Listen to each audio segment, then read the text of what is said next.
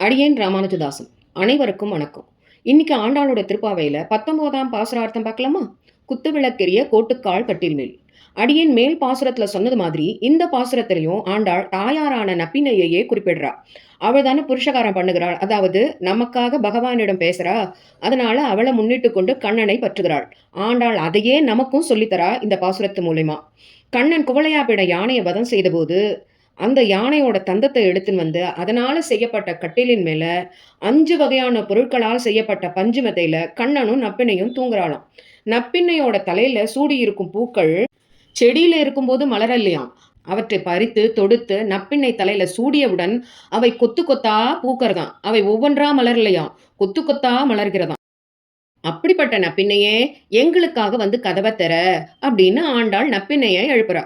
நப்பினையும் எழுந்து வர முயற்சிக்க கண்ணன் அது எப்படி இவ போய் கதவை திறந்து விட்டு நல்ல பேரை தட்டிக்க பாக்குறாளா அப்படின்னு அவன் வேகமா எழுந்து நப்பினையோட கையை பிடிச்சு கட்டில்ல தள்ளிவிட அவள் வந்து அவன் மேல விழுகிறாள். அதனால ஆண்டாள் சொல்றா, கண்ணனே நீயும் நப்பினையும் சேர்ந்தே வந்து கதவை திறவுங்கள், உங்கள் இருவரையும் ராவணனை போல பிரிச்ச குற்றம் எங்களுக்கு வர வேண்டாம் அப்படின்னு சொல்றா.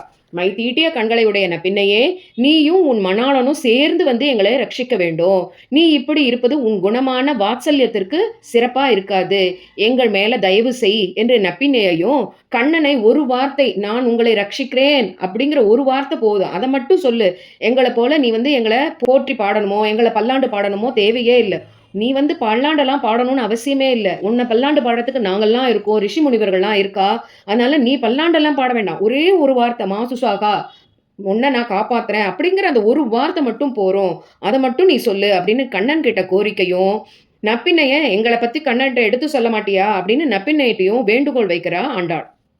குத்து விளக்கேறிய கோட்டுக்கால் கட்டில் மே, குத்து விளக்கேறிய கோட்டுக்கால் கட்டில் மே, குத்து விளக்கேறிய கோட்டுக்கால் கட்டில் மே, குத்து விளக்கேறிய கோட்டுக்கால் கட்டில் மே, மெத்தோன்ற பஞ்ச சயனத்தின் மேலேறி, மெத்தோன்ற பஞ்ச சயனத்தின் மேலேறி கொத்தலர் பூங்குழல் நப்பினை கொங்கை மே, கொத்தலர் பூங்குழல் நப்பினை கொங்கை மே, கொத்தலர் பூங்குழல் நப்பினை கொங்கை மே, கொத்தலர் பூங்குழல் நப்பினை கொங்கை மே, வைத்து கிடாந்த மலர் மார்பவாய் திறவாய் மைத்தடங்கண்ணினார்